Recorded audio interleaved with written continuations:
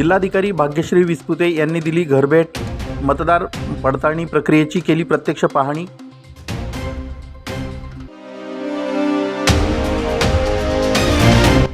MIM पक्षाची नवीन कार्यकारिणी जाहीर, इर्शाद जहागीरदार यांच्या हस्ते पदाधिकारींचा सत्कार।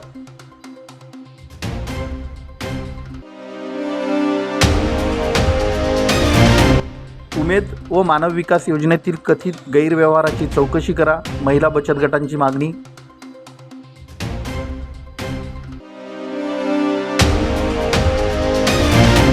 आणि शिक्षकांच्या प्रश्नांकडे दुर्लक्ष, 9 जुलै रोजी राज्यभर शाळा बंद आंदोलनाचा समितीने दिला इशारा।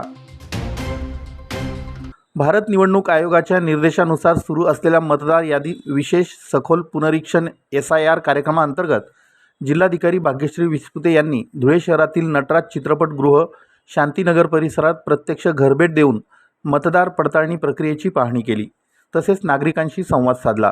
यावेळी अप्पर जिल्हाधिकारी सुभाष बोरकर, उपविभागीय अधिकारी रोहन कुवर, महानगरपालिका अतिरिक्त आयुक्त करुणा डहाळे, उपजिल्हा निवडणूक अधिकारी गंगाराम तळपाडे, जिल्हा कार्यक्रम अधिकारी अजय फडोळ, अप्पर तहसीलदार वैशाली हिंगे, नगरसेवक प्रतीक करपे, छोटू थोरात, माजी महापौर प्रदीप करपे, जयश्री अहिरराव, मतदार नोंदणी अधिकारी किशोर कदम आदी उपस्थित होते। जिल्हाधिकारी भाग्यश्री विस्पुते यांनी नागरिकांशी संवाद साधत मतदार पडताळणी यादीसंदर्भात येणाऱ्या अडचणी, आवश्यक कागदपत्रे, अर्ज भरण्याची प्रक्रिया तसेच मतदार यादीतील नाव, पत्ता व इतर तपशील अद्ययावत करण्याबाबत माहिती जाणून घेतली। नागरिकांच्या शंकांचं निरसन केलं। त्यांनी नागरिकांना मतदार यादीत आपली नोंद अचूक असल्याची खात्री करून घरी येणाऱ्या मतदान केंद्रस्तरीय अधिकाऱ्यांना सहकार्य करण्याचं आवाहन केलं। यावेळी तरुणींनी ई-नंबरेशन फॉर्म भरून जिल्हाधिकारी भाग्यश्री विस्पुते यांच्याकडे सुपूर्द केला। तसेच संबंधित मतदान केंद्रस्तरीय अधिकारी यांनी मतदार पडताळणीचं काम अचूक, पारदर्शक व वेळेत पूर्ण करण्याबरोबरच नागरिकांना आवश्यक ते मार्गदर्शन करावं। BLO यांनी पत्रकावर घरगणना नंबर, सेन्सेक्स नंबर, मॅपिंग टाकावा।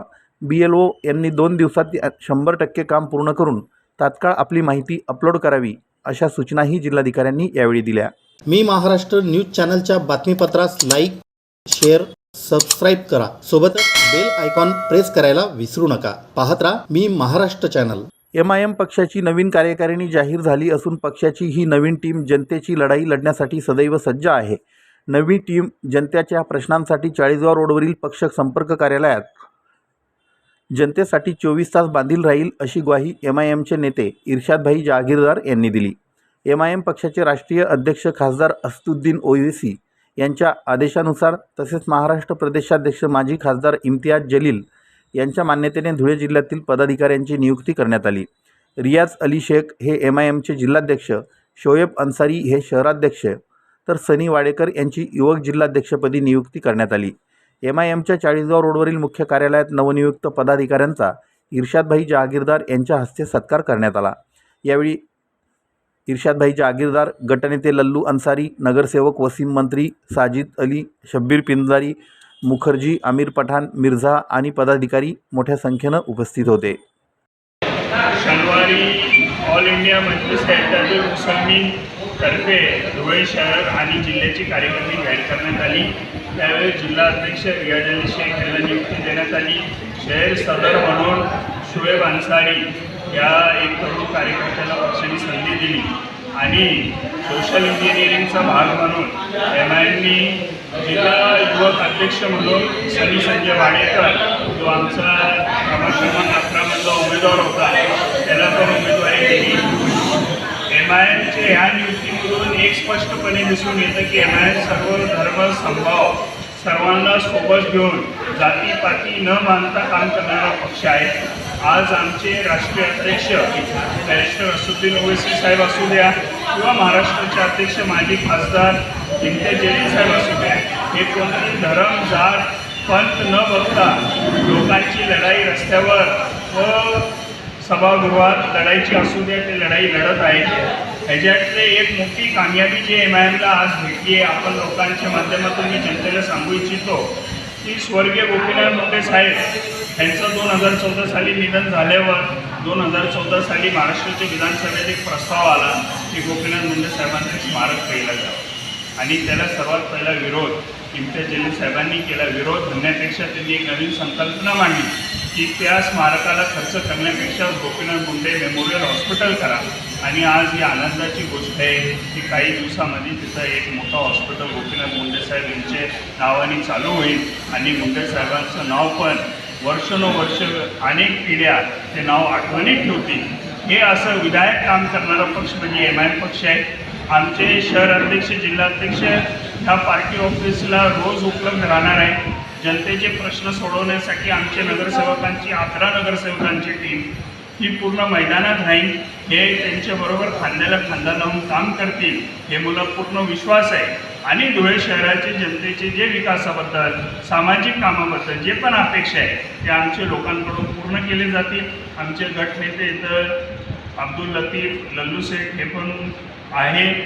लवकरच कोर्टात MIMची लढाई होणार आहे. कोर्टात आम्ही विरोधी पक्षनेत्यावर डावा ठोकणार आहे काही दिवसात. आणि तो विरोधी पक्षनेता भेटल्यावर पण हा विरोधी पक्षनेता पक्षनेतापद हे धुळे शहराच्या जनतेसाठी काम करण्यासाठी MIM त्याचा वापर करील. आणि मला पूर्ण विश्वास आहे आज हे तिन्ही लोक लवकरच यांची कार्यकारिणी जाहीर करतील. आणि कार्यकारिणी जाहीर केल्यावर निश्चित हे धुळे शहराच्या जनतेने जे आमच्यावर विश्वास दाखवला त्या विश्वाला सार्थक राहतील. आयुष्यात भविष्यात जनतेकडून आमच्यावर दाखवलेल्या विश्वासाला कधीही तडा जाऊन देणार नाही हे मी आज आमच्या पक्षातर्फे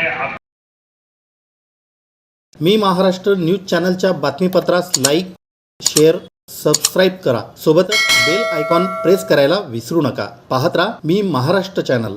धुळे जिल्हा परिषद अंतर्गत पंचायत समितीमार्फत राबविण्यात येणाऱ्या ग्रामीण जीवन उन्नती अभियान उमेद तसेच मानव विकास योजना 2022-23 अंतर्गत महिला बचत गटांच्या नावावर झालेला कथित आर्थिक गैरव्यवहार, शासन निधीचा अपहार, महिलांची फसवणूक, निकृष्ट दर्जाची मशिनरी पुरवठा, चौकशीची दिशाभूल आणि तक्रारदार महिलांना धमकावल्याचा आरोप करीत जिल्हाधिकाऱ्यांकडे सविस्तर निवेदन सादर करण्यात आलं.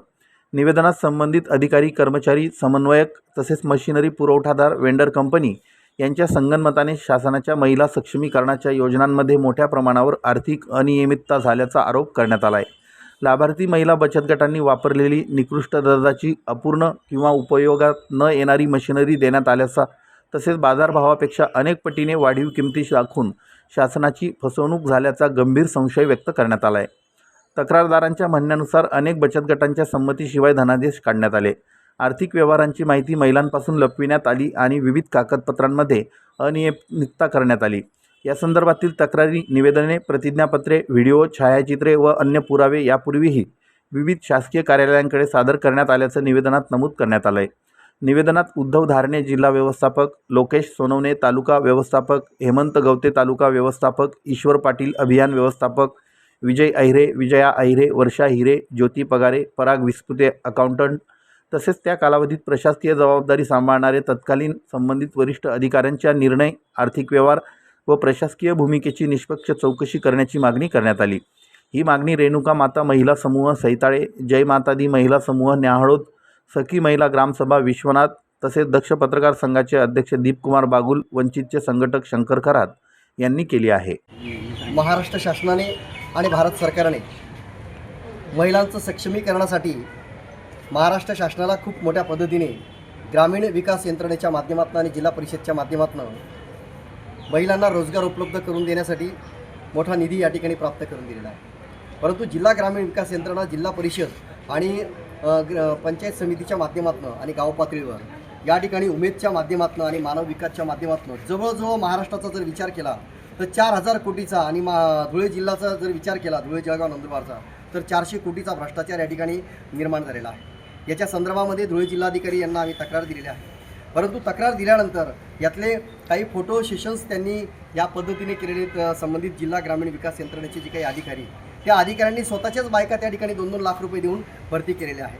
म्हणून आमची या ठिकाणी जी काही तक्रार आहे त्या तक्रारीच्या अनुषंगाने आम्हाला फक्त 3च गोष्टी करायच्या आहेत की संबंधित महिलांना ज्या पद्धतीने रोजगार उपलब्ध करून देण्यासाठी ज्या मशिनी दिलेल्या आहेत त्या मशिनी फेक होत्या, त्या मशिनींची चौकशी झाली पाहिजे आणि ज्यांनी ह्या मशिनी दिलेल्या आहेत त्या कंपनीला ब्लॅकलिस्टमध्ये टाकला गेल्या पाहिजे. त्याला जे काही चेक दिले गेलेले होते अधिकाऱ्यांना मॅनेज करून ते अर्धे चेक काढले गेलेले. याच्यामध्ये जिल्हा परिषदचा CO जो आहे नरवाडे म्हणून, हा देखील याच्यामध्ये होता. त्याला करोडो रुपये याच्यामध्ये भेटल्याचं आमच्याकडे निष्पन्न झालेलं आहे. त्याच्यानंतर जिल्हा ग्रामीण विकास यंत्रणेमध्ये जे काही अधिकारी आहेत, त्या अधिकाऱ्यांकडे भरपूर संपत्ती जे कॉन्ट्रॅक्टवर लागलेले आहेत, ते कॉन्ट्रॅक्टवर लागून त्यांच्याकडे देखील मोठ्या प्रमाणात या पैशांच्या माध्यमातून त्यांनी या ठिकाणी भ्रष्टाचार केलेला आहे. त्यांच्यावर चौकशी व्हावी, गुन्हा दाखल करण्यात यावा. आणि तिसरा सगळ्यात महत्त्वाचा प्रश्न की ज्या महिलांची फसवणूक केलेली आहे, गोरगरीब दलित महिला आणि सर्वच महिला गावातल्या, जर याच्यामध्ये दलित आणि आदिवासी महिला असतील तर माझं दक्ष पत्रकार संघाच्या माध्यमातून वैयक्तिक म्हणणं आहे की त्यांच्यावर ॲट्रॉसिटी ॲक्टप्रमाणे त्यांच्यावर गुन्हा दाखल करण्यात यावा आणि त्यांना शासन व्हावं. जय हिंद, जय महाराष्ट्र. बापू बागुल, दक्ष पत्रकार संघ, महाराष्ट्र राज्य. नमस्कार, माझं नाव भारती किशोर माळी. जय माताजी महिला बचत गट. आम्हाला बचत गटाच्या माध्यमातून मानव विकास योजनेअंतर्गत ऑल इन वन या मशिनरी आणि भरड धान्य या मशिनरी मिळालेल्या आहेत. आमच्या महिलांची तक्रार गेल्या 3 वर्षापासून सतत तक्रार करत असून आमची कुठेही दखल घेतली गेली नाही. म्हणून आम्ही 15 एप्रिल रोजी एक संबंधित अधिकाऱ्यांशी चर्चा करून उमेद अभियानातले त्यांना सांगितलं की आमच्या ज्या मशिनरी आहेत त्या निकृष्ट दर्जाच्या आहेत आणि महिलांची फसवणूक झालेली आहे. याच्यावर तुम्ही ह्या मशिनरींचं काहीतरी आम्हाला मार्ग काढून द्यावा असं. तर संबंधित अधिकाऱ्यांच्या म्हणण्यानुसार, त्यांच्या कथनानुसार ते म्हटले की आमचं काहीच होणार नाही, खाली वरपर्यंत आमची लाईन आहे, तुमच्याकडनं काही होणार नाही. आम्ही नाशिक विभागीय आयुक्तांना तक्रार केली, आम्ही जिल्हा अधिकारी कार्यालयाला तक्रार केली, CO ऑफिसला तक्रार केली, BDOंना पण तक्रार केली आणि DRDला पण तक्रार केली. पण आमच्या तक्रारीला 2 महिने होत आले. आजपर्यंत आम्हाला कुठल्याही प्रकारचा न्याय मिळालेला नाही आहे आणि कुठल्याही प्रकारची चौकशी झालेली नाही आहे. चौकशी करत असताना संबंधितांवर कारवाई करा अशी मागणी असताना त्याच व्यक्ती चौकशीसाठी गावोगावी जाऊन महिलांना धमकवत आहेत आणि पुरावे नष्ट करण्याचा प्रयत्न करत आहेत. तरी आमची शासनाकडे अशी मागणी आहे की जे संबंधित आरोपी आहेत किंवा कथित आरोपी आहेत त्यांना तुम्ही चौकशी दरम्यान या प्रकरणापासून लांब ठेवावं, निलंबित करावं आणि जर ते चौकशीमध्ये जर गुन्हे त्यांच्यावर सिद्ध झाले तर त्यांना मात्र फौजदारी गुन्हे दाखल करावे, हीच आमची मागणी आहे. मी महाराष्ट्र न्यूज चॅनलच्या बातमीपत्रास लाईक, शेअर, सबस्क्राईब करा. सोबतच बेल आयकॉन प्रेस करायला विसरू नका. पाहत राहा मी महाराष्ट्र चॅनल. धुळे जिल्हा प्राथमिक शिक्षक समन्वय समितीने कार्यरत प्राथमिक शिक्षकांच्या विविध प्रलंबित मागण्यांसंदर्भात शासनाला निवेदन सादर करीत 9 जुलै 2026 रोजी राज्यव्यापी शाळा बंद आंदोलनाचा इशारा दिला आहे. जिल्हाधिकारी धुळे यांना देण्यात आलेल्या निवेदनात शिक्षकांच्या न्याय्य मागण्यांकडे शासनाने वारंवार दुर्लक्ष केल्याचा आरोप करण्यात आला आहे. समितीच्या निवेदनानुसार पदोन्नती प्रक्रियेत होत असलेला विलंब तातडीनं दूर करून प्रलंबित पदोन्नती प्रक्रिया पूर्ण करावी, कार्यरत सेवाज्येष्ठ शिक्षकांना TET पात्रता परीक्षेत शिथिलता देण्यात यावी किंवा अनुभवाच्या आधारे समकक्ष पात्रता देण्याचा निर्णय घ्यावा, तसेच सर्वोच्च न्यायालयाच्या आदेशानुसार 31 ऑगस्ट 2028 पर्यंत पदोन्नतीस पात्र शिक्षकांना संधी देण्यात यावी अशी प्रमुख मागणी करण्यात आली आहे. याशिवाय शाळा संलग्नीकरण धोरणामुळे ग्रामीण भागातील शाळांचं अस्तित्व धोक्यात येत असून विद्यार्थ्यांच्या शिक्षणावर विपरीत परिणाम होत असल्याने हे धोरण तात्काळ रद्द करावे. प्राथमिक शिक्षकांवर मोठ्या प्रमाणात अशैक्षणिक कामांचा बोजा टाकू नये. शासनाने शिक्षकांच्या मागण्यांवर तातडीने सकारात्मक निर्णय न घेतल्यास गुरुवार दिनांक 9 जुलै 2026 रोजी संपूर्ण महाराष्ट्रात राज्यव्यापी शाळा बंद आंदोलन करण्यात येईल असा इशारा धुळे जिल्हा प्राथमिक शिक्षक समन्वय समितीने दिला आहे. आंदोलनामुळे निर्माण होणाऱ्या परिस्थितीत शासन प्रशासन जबाबदार राहील असंही निवेदनात स्पष्ट करण्यात आलं आहे. यावेळी जिल्हाध्यक्ष योगेश धात्रक, सरचिटणीस चंद्रकांत सत्तेसा, मागासवर्गीय संघटनेचे राज्य अध्यक्ष शिवानंद बैसाने, शिक्षक संघाचे जिल्हाध्यक्ष शरद पाटील, शिक्षक समिती जिल्हाध्यक्ष बापू पारधी, मागासवर्गीय संघटनेचे जिल्हाध्यक्ष ज्ञानेश्वर पवार, कार्याध्यक्ष ज्ञानेश्वर सोनवणे, पदवीधर संघटनेचे सरचिटणीस भटू पाटील, कार्याध्यक्ष राका पाटील, पदवीधर संघटनेचे जिल्हाध्यक्ष विश्वनाथ सोमवंशी, मागासवर्गीय संघटनेचे सरचिटणीस सुरेंद्र पिंपळे आदी शिक्षक पदाधिकारी उपस्थित होते. आज माननीय उपजिल्हाधिकारी यांना 9 जुलै 2026 रोजी या धुळे जिल्ह्यामध्ये संपूर्ण महाराष्ट्रातून राज्यावरून आदेश असल्यामुळे 9 जुलै हा शाळा बंद आंदोलन पुकारलेलं आहे आणि त्याचं आव्हान करण्यासाठी आणि त्याची नोटीस माननीय उपजिल्हाधिकारी यांना देण्यात आलेली आहे. आज शासनाने TETचं आणि CTET हे जे शिक्षकांसाठी एक मोठी व्यथा आहे. शासनाने प्रत्येक निर्णय हे शिक्षकांच्या विरोधात घ्यायला सुरुवात केलेली आहे आणि त्यामुळे TETमुळे शिक्षकांची मानसिकता बिघडलेली आहे. एवढंच नाही तर SIRचं कामसुद्धा शिक्षक प्रामाणिकपणे करत आहेत, परंतु शाळा आणि SIRचं काम अशा अनेक अशैक्षणिक कामामुळे शिक्षकांच्या भावना तीव्र आहेत आणि त्या 9 जुलैला व्यक्त होणार आहेत आणि म्हणून आज नोटीस देण्यात आलेली आहे. धुळे जिल्हा प्राथमिक शिक्षक समन्वय समितीच्या वतीने. मी महाराष्ट्र न्यूज चॅनलच्या बातमीपत्रास लाईक, शेअर, सबस्क्राईब करा. सोबतच बेल आयकॉन प्रेस करायला विसरू नका. पाहत राहा मी महाराष्ट्र चॅनल.